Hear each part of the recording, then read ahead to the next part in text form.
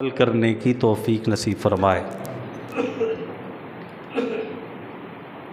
اسلامی مہینوں کے اعتبار سے یہ مہینہ ذوالقعدہ کا چل رہا ہے۔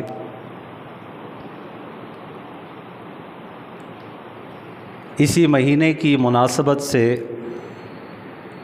چند معروضات آپ کے گوشے گزار کروں گا کہ ذوالقعدہ اس میں دینی اعتبار سے، شرعی اعتبار سے کون کون سے احکامات ہیں اور کون کون سی اسلامی تاریخ کے اعتبار سے اس کے اندر اہم واقعات ہوئے، اور اسی طرح وہ غلط رسومات اور بدعات کہ جو ذوالقعدہ کے مہینے کے اندر لوگوں کا ایک خیال ہے، ایک ظام ہے، اسی کے متعلق بھی چند معروضات آپ کی گوشے گزار کروں گا۔ ماہ ذوالقعدہ اس مہینے کو دو بڑی مناسبتیں حاصل ہیں۔ ایک تو یہ ہے کہ اس مہینے کو اشہر حرم کہا جاتا ہے، یعنی حرمت والے مہینوں میں سے ایک مہینہ ہے، اور دوسری مناسبت یہ ہے کہ اس کو اشہر حج بھی کہا جاتا ہے، کیونکہ حج کے جو مہینے ہیں وہ شوال ہے، ذوالقعدہ ہے اور ذی الحج ہے۔ تو ایک مناسبت اس کو حج کے ساتھ ہے اور دوسری مناسبت، اور اسی طرح اس کے علاوہ بھی کئی ایسی چیزیں ہیں جو ذوالقعدہ کو حاصل ہیں۔ اشہر حج کے ساتھ اس کی مناسبت، جیسے کہ عرض کر چکا ہوں کہ 3 مہینے ہیں حج کے، ان میں سے یہ دوسرا مہینہ ہے، اور اشہر حرم کے ساتھ بھی اس کی نسبت ہے، کیونکہ حرمت والے جن مہینوں کا تذکرہ اللہ تبارک و تعالیٰ نے قرآن مجید کے اندر فرمایا ہے، ان میں سے یہ ذوالقعدہ کا مہینہ جو ہے یہ پہلا مہینہ ہے جو اشہر حرم ہے۔ اشہر جو ہے یہ شہرن کی جمع ہے، اور شہر جو ہے عربی زبان کے اندر مہینے کو کہا جاتا ہے، اور حرم جو ہے یہ حرمت کے ساتھ ہے۔ اشہر حرم یعنی وہ مہینے جس کی حرمت کا بیان قرآن مجید میں اللہ تعالیٰ نے فرمایا ہے، اس میں سے یہ ذوالقعدہ کا مہینہ بھی ہے۔ اس کو ذوالقعدہ کیوں کہتے ہیں؟ ویسے اس کے نام اور بھی ہیں، ذی القعدہ بھی اس کو کہا جاتا ہے، ہم اپنی زبان کے اندر اس کو جو ہے نا وہ ذیقعد بھی کہتے ہیں اردو کے اندر، یا اسی طریقے سے ہر علاقے کی اپنی اپنی زبان ہے، اسی کے تحت کوئی ذیقعد کہتا ہے، کوئی ذیقعدہ کہتا ہے، کوئی ذی القعدہ کہتا ہے، کوئی ذوالقعدہ کہتا ہے۔ اصل لفظ جو ہے یہ عربی زبان کا یہ ذوالقعدہ ہے۔ ذو کا معنی آتا ہے عربی زبان کے اندر والا، جس طرح کہتے ہیں کہ ذو مالن مال والا، ذو وجاہن عہدے والا، ذو علم علم والا۔ تو یہ ذو کا جو لفظ ہے یہ لفظ والا کے لیے استعمال ہوتا ہے، ذوالقعدہ۔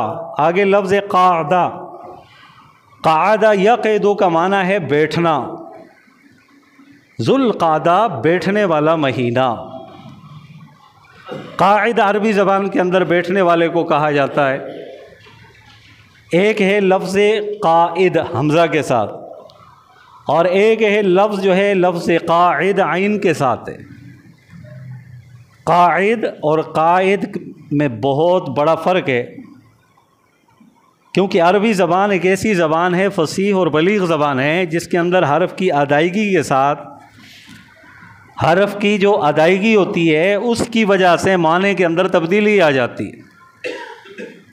اردو کے اندر ہم جس طرح چاہیں الفاظ استعمال کرتے ہیں، لیکن عربی زبان کا یہ اصول ہے کہ اس میں لفظ کو تھوڑا سا بھی غلط پڑھ لیا جائے تو معانی کے اندر تبدیلی آ جاتی ہے۔ قاعد عین کے ساتھ اس کا معنی ہے بیٹھنے والا، اور قائد کا معنی ہے قیادت کرنے والا، تو دونوں میں فرق ہے نا۔ قیادت کرنے والا بیٹھتا نہیں ہے اور بیٹھنے والا وہ قیادت نہیں کرتا۔ اور اسی سے ایک لفظ ہے چھوٹے کاف کے ساتھ، قائد، اس کا معنی ہے مکار، جس طرح قرآن مجید کے اندر آیا ہے ان کیدکن عظیم، وہاں لفظ قید ہے نا، تو اسی لفظ قید سے اسم فاعل کا صیغہ قائد آتا ہے۔ بہرحال یہ ایک علمی بحث ہے، علمی تفصیل ہے، تو اس طرح موضوع پر پوری مکمل بات نہیں ہو سکے گی۔ تو یہ قائد لفظ سے بنا ہے۔ ذوالقعدہ یعنی وہ مہینہ جو بیٹھنے والا ہے، یعنی عام مہینوں کے اندر اللہ تعالیٰ کی طرف سے قتال کا، جہاد کا حکم تھا، لیکن 4 مہینے ایسے تھے جو حرمت والے مہینے ہیں، ان میں سے جو پہلا مہینہ جس کی ابتدا ہوتی تھی وہ ذوالقعدہ کا مہینہ ہے، کہ اس کے اندر یہ لوگ بیٹھ جایا کرتے تھے، کسی مہم پر بھی یہ روانہ نہیں ہوتے تھے، تو اسی مناسبت سے اس کا نام ذوالقعدہ پڑ گیا۔ اور یہ وہی مہینہ ہے کہ رسول اکرم صلی اللہ علیہ وسلم نے اپنی مبارک زندگی کے اندر کتنے عمرے کیے ہیں بھائی؟ پتہ ہونا چاہیے ہمیں نا، اپنے نبی کی ہر ادا کا ہمیں پتہ ہونا چاہیے کہ نبی کریم صلی اللہ علیہ وسلم نے اپنی پوری زندگی کے اندر 4 عمرے کیے ہیں۔ یہ 4 عمرے جو کیے ہیں یہ ذوالقعدہ کے مہینے کے اندر کیے ہیں، خاص ذوالقعدہ کے مہینے کے اندر رسول اکرم صلی اللہ علیہ وسلم نے عمرہ فرمایا ہے۔ تو ذوالقعدہ کے مہینے کو یہ فضیلت بھی حاصل ہے کہ رسول اکرم صلی اللہ علیہ وسلم نے اپنی زندگی کے سارے عمرے اسی مہینے کے اندر کیے ہیں۔ اب اللہ تبارک و تعالیٰ نے جہاں حرمت والے مہینوں کا ذکر فرمایا ہے، اسی آیت کریمہ کے اندر ایک لفظ ذکر فرمایا کہ ان عدۃ الشہور عند اللہ 12 شہرا فی کتاب اللہ یوم خلق السماوات والارض۔ اللہ فرماتے ہیں کہ جس دن آسمان اور زمین کو بنایا گیا اس دن سے میں نے 12 مہینوں کو مقرر کیا ہے۔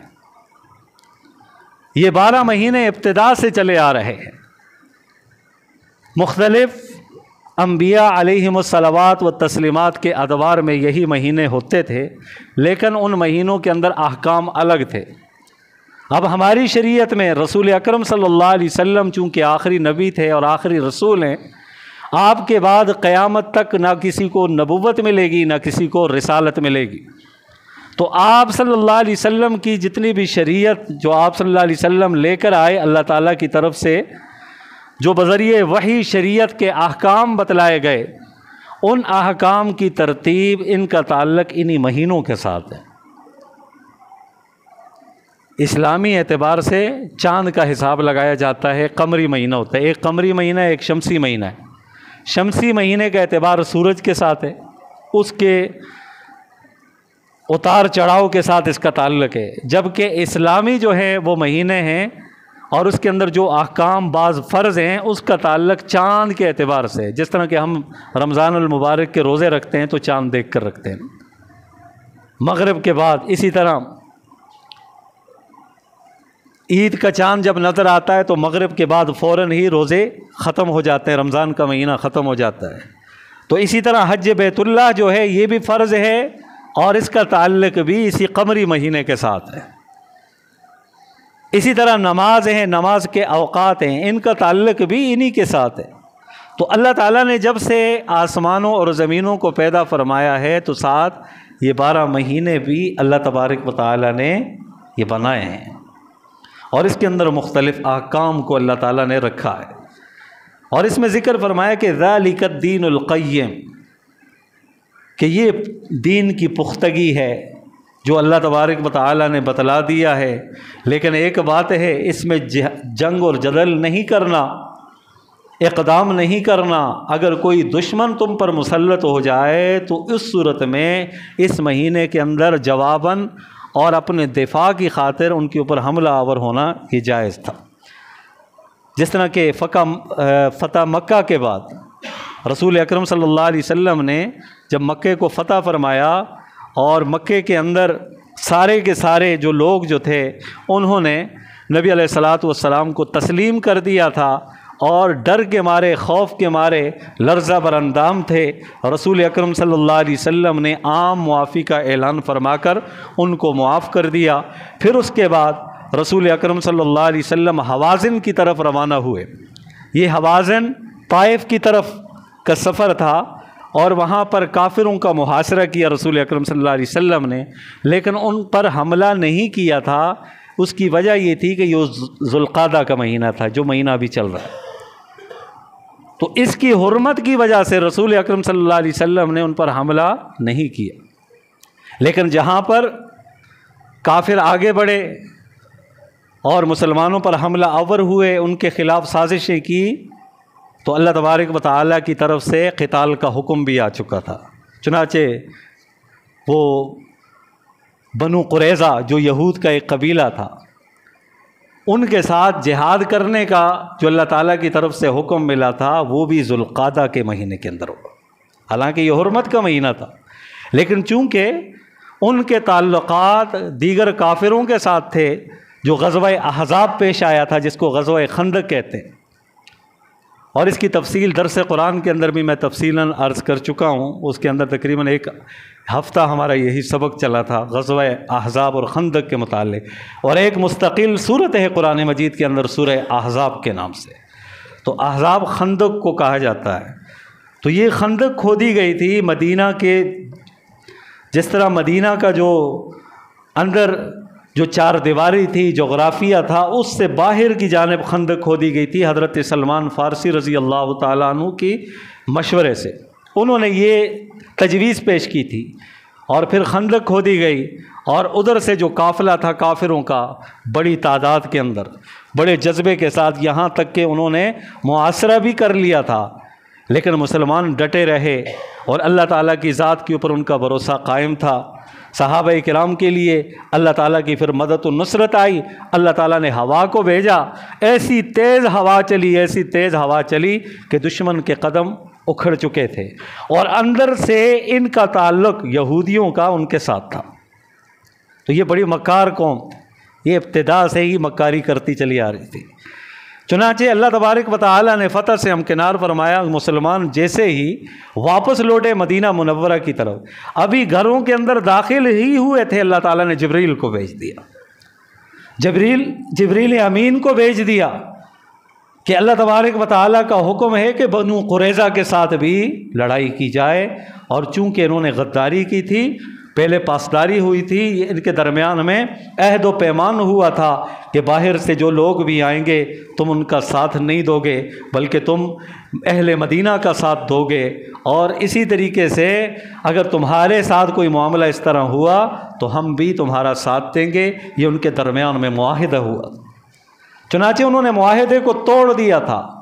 تو معاہدے کو جب توڑا تھا تو اللہ تعالیٰ کی طرف سے قتال کا حکم دیا، اور یہ وہی غزوہ ہے بنو قریظہ کہ جس کے اندر ان کو سخت سزا دی گئی۔ ان کے جتنے بھی جوان تھے ان کو پکڑ کر ان کو ذبح کیا گیا تھا، اور ان کے جو بچیاں تھیں، یعنی جو ان کے بیٹے تھے، ان کو غلام بنایا گیا تھا۔ یہ اللہ تعالیٰ کی طرف سے حکم تھا، کیونکہ انہوں نے دین کے ساتھ غداری کی تھی۔ آج بھی دین کے ساتھ انہی کی طرف سے غداری ہو رہی ہے۔ پوری دنیا کے اندر آہستہ آہستہ مسلمانوں کے اوپر وہ اپنا شکنجہ کس رہے ہیں، اپنا پنجہ گھاڑا ہوا ہے، کیونکہ سب سے بڑا مسئلہ اس وقت دنیا کا بن چکا ہے، وہ معیشت کا ہے، اکانومی کا ہے۔ تو اسی کے پیچھے مسلمانوں کو لگایا ہوا ہے، جبکہ مسلمان کا یقین اللہ کی ذات پہ ہوا کرتا تھا۔ وہی صحابہ کرام تھے جن کے پاس تن ڈھانپنے کے مکمل کپڑے نہیں تھے، پھر ایک موقع آیا کتان کے کپڑے کے ساتھ، ریشمی کپڑے کے ساتھ وہ اپنے ناک کو صاف کیا کرتے تھے۔ ایک وقت تھا ان کے پاس کھانے پینے کی اشیاء نہیں تھیں، لیکن اللہ تبارک و تعالیٰ کے اوپر یقین اور بھروسہ اس درجے کا تھا کہ پھر ان کے سامنے کیسر و کسرا کے بڑے بڑے خزانے ان کے قدموں کے سامنے ڈھیر تھے، اور وہ یوں الٹ پلٹ رہے تھے۔ تو آج بھی اگر مسلمان کا عقیدہ پختہ ہو، یقین پختہ ہو اللہ کی ذات پر، معاف کیجئے گا ہم زبان سے کہتے ہیں اللہ ہی سب کچھ کرنے والا ہے، لیکن ہمارا جو اعتقاد ہے نا وہ مادیات پر بن چکا ہے، مادی اشیاء پر ہے۔ ٹھیک ہے دنیا کی چیزیں اسباب کے درجے میں اس کا استعمال کرنا ضروری ہے، اللہ تعالیٰ نے اس دنیا کو دارالاسباب بنایا ہے، اسباب کے ساتھ بنایا ہے۔ مثلاً کوئی بیمار ہے تو دوائی استعمال کرے، ڈاکٹر کے پاس جائے، حکیم کے پاس جائے، طبیب کے پاس جائے، تو یہ سبب اختیار کرنا جائز ہے، بلکہ اس کا حکم دیا گیا ہے۔ لیکن ساتھ یہ بتلایا گیا ہے بندہ مومن کو، بتلایا گیا ہے کہ شافی میں ہوں، شفا مجھ سے ملتی ہے، میرا حکم ہوگا تو شفا ملے گی، میرا حکم نہیں ہوگا تو خاک چھان مار لے جتنی دنیا کی، تو کسی کے پاس بھی چلا جا، تجھے شفا نہیں مل سکتی جب تک کہ میرا حکم نہ ہو۔ تو مسلمان کا یقین اللہ کی ذات پر تھا تو اللہ کی مدد و نصرت بھی نقد آتی تھی۔ آج جیسے جیسے ہمارے یقین کے اندر کمی آتی گئی تو اللہ کی مدد و نصرت بھی اٹھتی چلی گئی۔ جس طرح کے حالات ہیں ہم بخوبی واقف ہیں، ہم بھی اس معاشرے کا حصہ ہیں، ارد گرد احوال دیکھتے رہتے ہیں، پوری دنیا کے اندر امت مسلمہ کی حالت کو ہم جانتے ہیں اور ہم باخبر ہیں روزانہ کے اعتبار سے۔ اور اس وقت ہماری ایمان کی کیا کیفیت ہے، وہ جذبہ ایمانی کی، جذبہ جہاد کی، شوق شہادت کی وہ کیا کیفیت ہے، وہ بھی ہم جانتے ہیں بخوبی۔ تو بہرحال یہ ذو القعدہ کا جو مہینہ ہے یہ حرمت کے مہینوں میں سے ایک مہینہ ہے، اور جیسے کہ میں نے پہلے عرض کیا تھا اس کو دو بڑی مناسبتیں حاصل ہیں، ایک اشہر حرم میں سے، دوسرے یہ اشہر حج میں سے۔ اشہر حج، یہ حج کے جو مہینے ہیں، اب کتنے ہی خوش نصیب لوگ ہیں جو جا رہے ہیں، ماشاءاللہ گئے ہوئے ہیں، اور کئیوں نے ابھی جانا بھی ہے، اور کئی ایسے بھی خوش نصیب یہاں پر بیٹھے ہوئے ہیں ماشاءاللہ جنہوں نے حج بیت اللہ ادا کیا ہے۔ دعا کریں کہ اللہ تعالیٰ ان کے حج کو قبول فرمائے، اور جنہوں نے نہیں کیا ہے اور صاحب نصاب ہیں، صاحب استطاعت ہیں، اللہ تعالیٰ ان کو بھی کرنے کی توفیق نصیب فرمائے، اور جن کے پاس وسائل نہیں ہیں اللہ تعالیٰ ان کے لیے بھی کوئی ایسا راستہ بنائے، وسائل پیدا فرمائے کہ وہ بھی حج بیت اللہ ادا کر سکیں اور اللہ اور اس کے رسول کے گھر کی زیارت وہ کر سکیں۔ سب کہہ دو آمین۔ تو اب دیکھیں حجاج کرام حج کی طرف جا رہے ہیں تو ذو القعدہ کی نسبت حج کے ساتھ بھی ہے۔ اب حج کا عنوان بھی طویل ہے، جو حجاج کرام جاتے ہیں ان کے لیے ہدایات دی جاتی ہیں، ان کو خصوصی طور پر بتلایا جاتا ہے، سمجھایا جاتا ہے، اور حج کے جو مسائل ہیں نا یہ بھی کرنے کے ساتھ یاد ہوتے ہیں، مگر نہ آپ جتنے مرضی کتابوں کے اندر اس کو پڑھ لیں یہ بعد میں بھول جاتے ہیں جب کیا نہ ہو۔ اب بندہ جب جائے گا اس کو پتہ ہے مقام ملتزم کسے کہتے ہیں، گیا ہوگا تو پتہ ہوگا مقام ابراہیم کیا ہے، میزاب کیا ہے، اور اسی طرح سعی کسے کہتے ہیں، صفا اور مروہ کی سعی کیا ہے، اسی طرح طواف کیا ہے، مطاف کیا ہے، حدود حرم کیا ہیں، یہ ساری چیزوں کا پتہ تب چلتا ہے کہ جب بندہ وہاں پر جاتا ہے۔ تو بہرحال اتنی بات ضرور ہے کہ یہ فضیلت رسول اکرم صلی اللہ علیہ وسلم کے دو ارشاد آپ کے سامنے ذکر کرتا ہوں اسی حج کی مناسبت سے۔ رسول اکرم صلی اللہ علیہ وسلم سے ایک صحابی نے عرض کی، یا رسول اللہ صلی اللہ علیہ وسلم سب سے افضل، سب سے بڑا عمل اللہ کے نزدیک کون سا ہے، سب سے بڑی چیز اللہ کے نزدیک کیا ہے؟ تو نبی کریم صلی اللہ علیہ وسلم نے ارشاد فرمایا کہ ایمان، یہ ایمان سب سے قیمتی چیز ہے، سب سے بڑی چیز ہے اللہ کے نزدیک۔ یہ ایمان ہے نا، یہ وہی ایمان ہے جب اس کی قدر و قیمت کا صحابہ کو پتہ چلا، اپنی جانوں کا نذرانہ پیش کر دیا تھا، ٹکڑے ٹکڑے ہو چکے تھے، یہاں تک کہ اپنے پیٹھوں کے اوپر جلتے ہوئے کوئلے اور انگاروں سے، ان جلتے ہوئے کوئلوں اور انگاروں کو یہ پیٹھ کی چربی کے ساتھ انہوں نے بجھایا، لیکن پھر بھی اللہ کے دامن کو نہیں چھوڑا، اللہ کے اوپر اعتقاد کو، یقین کو، بھروسے کو نہیں چھوڑا، بلکہ ان کی زبانوں پر پھر بھی یہی کلمات جاری تھے، اللہ ایک ہے، معبود ایک ہے، حقیقی معبود صرف اللہ کی ذات ہے۔ ان کے ٹکڑے ٹکڑے ہو گئے تھے کیونکہ وہ ایمان کی کیفیت سمجھ بیٹھے تھے۔ تو سب سے بڑی قیمتی چیز وہ ایمان ہے۔ معاف کیجئے گا، آج یہ سب سے بڑی قیمتی چیز کے اوپر بھی ڈاکے ڈالے جا رہے ہیں۔ معاشرے کے اندر ایسے لوگ ہیں جو سروے کرتے ہیں، میڈیا کا دور ہے، خصوصاً جھوٹ کا پلندہ سب سے بڑا جو ہے نا میڈیا میں، وہ سوشل میڈیا کا اس کے ساتھ تعلق ہے۔ سوشل میڈیا کے اندر افواہوں کو پھیلایا جاتا ہے آنن فانن، اور یہ بھی حدیث پاک کے اندر آتا ہے، قرب قیامت کی نشانی ہے کہ جھوٹ جو ہے وہ آنن فانن چند سیکنڈوں کے اندر پوری دنیا کے اندر پھیل جائے گا۔ تو آج اس طرح ہو رہا ہے، قیامت کی جہاں چھوٹی چھوٹی نشانیاں اور پوری ہو گئی ہیں، یہ نشانی بھی پوری ہو چکی۔ تو اس کے اندر جو ہے نا اس طریقے سے سروے کرتے ہیں اور دیکھتے ہیں کہ مسلمان نوجوانوں کا رجحان کس جانب ہے، مسلمان کن چیزوں کی طرف مائل ہو رہے ہیں۔ اور پھر جب ان کو پتہ چلتا ہے کہ یہ تو رمضانی مسلمان ہے، صرف رمضان میں انہیں اللہ یاد آ جاتا ہے، یا انہیں کبھی کبھار جو ہے نا عید میں یہ نظر آتے ہیں، یا کبھی زیادہ ہوا تو جمعے میں نظر آتے ہیں، یہ تو مسلمانوں کے ایمان کا لیول ہے، تو پھر وہ کوشش کرتے ہیں کہ مسلمانوں کا رجحان کس جانب ہے۔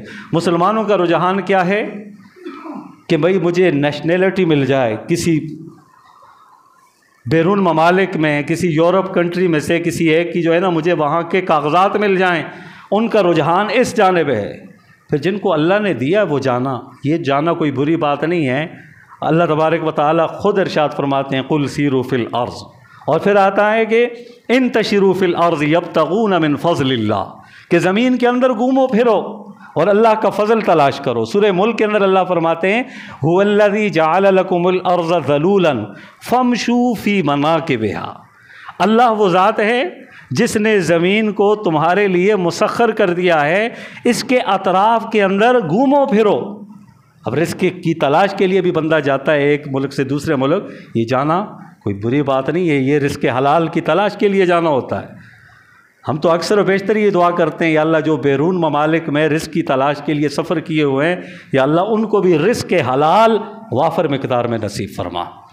تو یہ جانا کوئی برا نہیں ہے، لیکن وہ دیکھتے ہیں کہ ذہن بن چکا ہے تو اس کو پورا کرنے کے لیے ان کے پاس وسائل ہے نہیں ہیں۔ اب آہستہ آہستہ ان کے ایمان کے اوپر ڈاکہ ڈالا جاتا ہے اور ان کو سہانے خواب دکھلائے جاتے ہیں کہ بھئی آپ کو لے جانا ہمارے ذمہ داری ہے، کاغذ بنوانا ہماری ذمہ داری ہے، بس اس فارم کے اوپر سائن کر لو، اس پر یہ لکھ دو کہ میں احمدی ہوں، میں احمدی ہوں، جس کو قادیانی کہا جاتا ہے، بس اتنی بات کر دو تمہیں سب کچھ مل جائے گا۔ اور کئی ایسے نوجوان ہیں جن کے بارے میں کارگزاریاں آتی ہیں کہ وہ ایمان سے ہاتھ دھو بیٹھتے ہیں اور ہمیشہ کے لیے وہ مردود بن جاتے ہیں اور کفر کے اندر داخل ہو جاتے ہیں۔ تو ایمان سب سے بڑی قیمتی چیز ہے اللہ کے نزدیک۔ تو صحابی نے عرض کیا رسول اللہ صلی اللہ علیہ وسلم پھر کون سا عمل جو ہے اللہ کے نزدیک سب سے بڑا ہے؟ تو آپ صلی اللہ علیہ وسلم نے ارشاد فرمایا کہ جہاد فی سبیل اللہ، اللہ کے راستے میں جہاد کرنا یہ سب سے پسندیدہ عمل ہے، اور سب سے بڑی چیز جو ہے یہ اللہ کے نزدیک یہی ہے کہ اللہ کے راستے میں جہاد کیا جائے۔ ہاں، اور اس فریضے سے بھی مسلمان کتنی غفلت کا شکار ہیں اور کس طرح کی کیفیات بن چکی ہیں معاشرے کے اندر کہ نام لینا بھی مشکل ہو گیا۔ اب بھائی کوئی جہادی ترانہ پڑھے، کوئی جہاد کے متعلق بیان کرے تو سارے قوانین حرکت میں آ جاتے ہیں، کیونکہ ذریعہ ابلاغ جو ہے، ذرائع ابلاغ، یہ بھی ان کے کنٹرول کے اندر ہے۔ تو لیکن بہرحال حقیقت یہی ہے جو رسول اکرم صلی اللہ علیہ وسلم نے فرمائی ہے، ہم اس حقیقت کو تو بیان کرنے سے تو پیچھے نہیں ہٹ سکتے نا۔ تو فرمایا رسول اکرم صلی اللہ علیہ وسلم نے کہ دوسری چیز سب سے بڑی جو اللہ کے نزدیک پسندیدہ ہے وہ کیا ہے؟ وہ بندے کا وہ عمل ہے جو جہاد فی سبیل اللہ کی مد میں آتا ہے۔ اور تیسرا کیا ہے؟ حج مبرور۔ حج مبرور، حج مبرور جس کے اندر کسی قسم کی کوئی غلطی کوتاہی نہ کی ہو اور بندے نے وہ حج کیا ہو، اللہ کے نزدیک یہ عمل بہت بڑا قیمتی ہے۔ اور پھر دوسری حدیث پاک کے اندر رسول اکرم صلی اللہ علیہ وسلم نے ارشاد فرمایا کہ جو شخص حج مبرور یعنی حج بیت اللہ ادا کر کے واپس لوٹے تو وہ حج کرنے کے بعد واپس اس طرح لوٹتا ہے کہ گویا کہ اس کی ماں نے اس کو ابھی جنا ہو۔ جس طرح کہ ایک بچہ گناہوں سے پاک ہوتا ہے، تو فرمایا کہ اسی طرح وہ حاجی جس نے حج بیت اللہ اللہ کی رضا کی خاطر ادا کیا اور اس فریضے کو پورا کیا اللہ کو راضی کرتے ہوئے اور مناسک کو صحیح معنوں کے اندر وہ ادا کیے، واپس وہ لوٹتا ہے تو گناہوں سے بالکل پاک اور صاف ہو جاتا ہے۔ لیکن اس کا یہ مطلب نہیں ہے کہ اب گناہوں سے پاک صاف ہو گئے تو اب جو لین دین کے معاملات ہیں، جو اس کے حقوق ہیں، یہ ادا نہیں کرے گا، یہ بات نہیں ہے۔ کئی دفعہ توبے کے مفہوم کو آپ کے سامنے واضح طور پر بیان کر چکا ہوں کہ صرف لفظ زبانی طور پر یہ کہنے سے یہ کہنا کہ یا اللہ مجھے معاف کر دے، اس سے پہلے جو ہو گیا مجھے معاف کر دے. ٹھیک ہے اللہ معاف کرتے ہیں، لیکن بعض چیزیں ایسی ہیں جب تک ان کو ادا نہیں کریں گے تو اللہ تعالیٰ معاف نہیں فرمائیں گے. اس میں ہے کسی کے حقوق ہیں، مثلا کسی کا قرض دینا ہے، تو یہ نہیں ہے کہ حاجی صاحب ہے حج کر کے آئے ہیں تو ٹھیک ہے جی اللہ نے معاف کر دیا ہے تو بھی معاف کر دے، چھوڑ دے. نہیں، قرض دینا ہے اس نے. نمازیں اگر اس کی زندگی میں چھوٹی ہیں تو اللہ تعالیٰ نے چلو معاف کر دیا ہے اس کو، لیکن اب جو نمازیں اس کی زندگی میں چھوٹی ہوئی ہیں اب اس کو چاہیے نا کہ وہ اس کا اندازہ لگائے، حساب لگائے، کم از کم ہر نماز کے ساتھ ایک نماز کو لوٹائے. اور یہ جو کہہ دینا کہ فلاں مہینے کے اندر 2 رکعت پڑھ لیں تو قضائے عمری کا ثواب ہے، جس طرح رمضان المبارک کے آخری عشرے کے متعلق بعض لوگوں میں یہ رجحان ہے اور وہ کہتے ہیں کہ بھئی یہ 2 رکعتیں اسی طرح مخصوص انداز